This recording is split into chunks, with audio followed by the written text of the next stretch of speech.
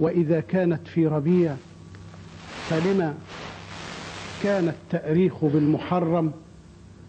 وعن حقيقة هذا الاحتفال فنحن نرى أن الهجرة حين أرادوا أن يؤرخوا للإسلام وتداعت الأفكار، وقال البعض نؤرخ بالمولد، وقال البعض نؤرخ بالمبعث، وقال البعض نؤرخ بتاريخ الرومان أو الفرس، إلى أن انتهوا إلى رأي كان هو الرأي الذي أجمعوا عليه، وهو أن يؤرخوا بالهجرة النبوية المباركة، لأنها فرقت بين الحق والباطل.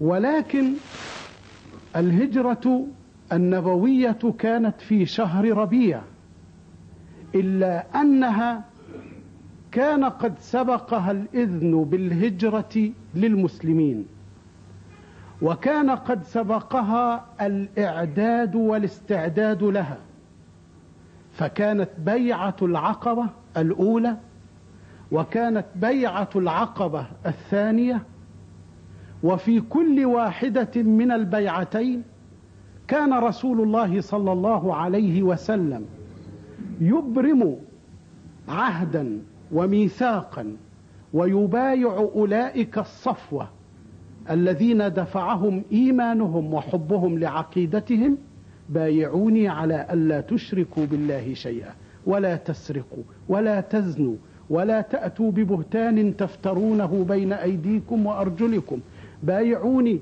على السمع والطاعة في المنشط والمكره والنصح لكل مسلم. وهكذا سبقت الهجرة بيعات وإعداد واستعدادات.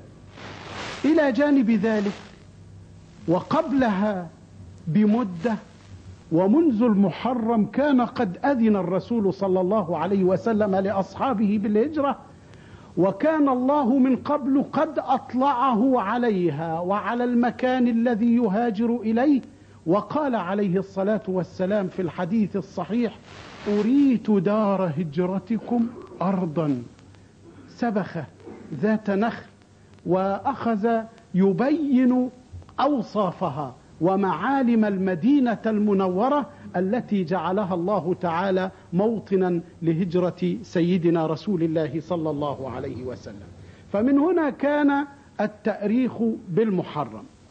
وإنما اختاروا الهجرة لأنها فرقت بين عهدين: بين عهد كان فيه الضعف وكان فيه المسلمون يستعذبون العذاب والأذى والاضطهاد الذي يلاقونه من أعدائهم، وبين عهد أصبحوا في قوة ومنعة وبأس وأصبحت لهم دولتهم الإسلامية.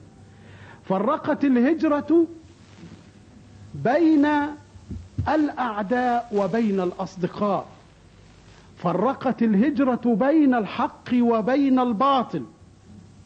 وكان رسول الله صلى الله عليه وسلم إذ يأمر أصحابه بالهجرة كانوا يستخفون ويأخذون في الأسباب، وهو نفسه صلى الله عليه وسلم قد أخذ في الأسباب وقد اختفى عن أعين المشركين. لكن مواقف في الهجرة تجعلنا نتدبر ما فيها.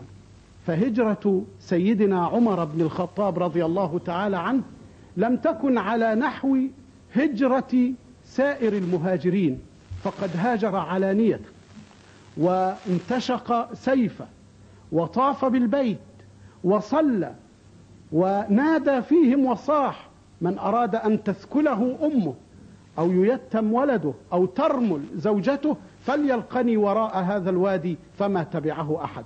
كان نموذجا فذا في إعلانه للهجرة وعدم اختفائه. ولعل سائلا يسأل: كيف يكون عمر على هذا النحو؟ أيكون أكثر شجاعة؟ كلا، فسيدنا رسول الله صلى الله عليه وسلم هو أشجع الناس على الإطلاق، وكانوا إذا أحدق بهم الخطر وإذا حمي الوطيس لاذوا برسول الله صلى الله عليه وسلم، فما كان أحد أقرب إلى العدو منه عليه الصلاة والسلام. ولكنه ربما لو هاجر كما هاجر عمر علانية لفهم باقي الصحابة أن الهجرة لا تصح إلا كذلك، فيقع الضعفاء في مأزق وينال منهم أعداء الإسلام. ثم إن القائد والرسول لا بد أن يكون في مأمن من أن تناله سهام الأعداء، لأنه لو أجهز عليه لانفرط العقد. فمن هنا كان الحفاظ عليه أمرا مطلوبا، وكانت الهجرة بالنسبة للباقين سرا وخفية. كما فرقت الهجرة بين الحق والباطل، فرقت بين الأعداء والأصدقاء، ووضحت هؤلاء المنافقين، وأبرزت المسلمين المخلصين الذين ضحوا بأنفسهم وأموالهم وأولادهم، حتى إن صهيبا لما قالوا له أتهاجر وتأخذ هذا المال الذي كسبته من بلدنا وأرضنا، قال أرأيتم لو دللتكم على هذا المال أكنتم تاركية؟ فقبل منهم ذلك ودلهم على ماله وباع ماله وأخذ طريقه مهاجرا. فلما أقبل على الرسول رحب به قائلا ربح البيع ربح البيع أبا يحيى. كانت كما فرقت بين الحق والباطل وبين الأعداء والأصدقاء، فرقت الهجرة، بل حولت الهجرة بعض الأعداء إلى أصدقاء وإلى مسلمين وإلى مخلصين. ولا أدل على ذلك من موقف سراقة الذي جهزوا له ورصدوا له 100 من الإبل إذا جاء بمحمد وصاحبه، ولكنه وهو يمتطي صهوة جواده ويلحق بهم إذا بمعجزة رسول الله صلى الله عليه وسلم تجعل فرسه تسوخ قوائمه في الأرض، فإذا اعتزم أن يعود وأن يترك محمدا وركبه تنطلق به فرسه، فإذا ما عاد وراوده أمل هذا الجعل الضخم تسوخ أقدام الفرس مرة ثانية حتى أخذ الأمان وعاد إلى طريقه. فعجبوا وقالوا له كيف وأنت فارسنا؟ ويقول له أبو جهل كيف تركت محمدا وصاحبه؟ وهل تجاوزت عن هذه الجائزة الكبرى؟ فينشد سراقة قائلا وقد رأى بعينيه معجزة الرسول، وأنه في عناية الله، وأنه في رعايته، وأنه لا يمكن بحال من الأحوال أن تناله سهام الأعداء. يقول سراقة لأبي الحكم أبي جهل أبا حكم والله لو كنت شاهدا لأمر جوادي إذ تسوخ قوائمه علمت ولم تشكك بأن محمدا رسول ببرهان فمن ذا يقاومه.